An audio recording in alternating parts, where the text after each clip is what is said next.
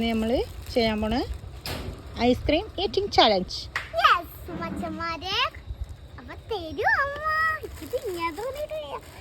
First time ആട്ടെ തിന്നത്. കുറെ പൈസ തിന്നിട്ടുണ്ടെങ്കിലും ടേസ്റ്റ് ഈ പുതിയതായ ഐസ്ക്രീം വന്നതൊന്നും ഞാൻ അറിഞ്ഞില്ല. അച്ഛനക്ക് ഐസ്ക്രീം വാങ്ങി തരാനില്ല. അതൊരു കാര്യം നിലത്തേക്ക് വിടുമോ ഇത്?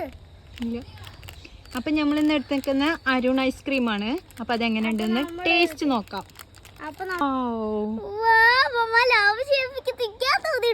തിങ്ങട്ടെ വാ.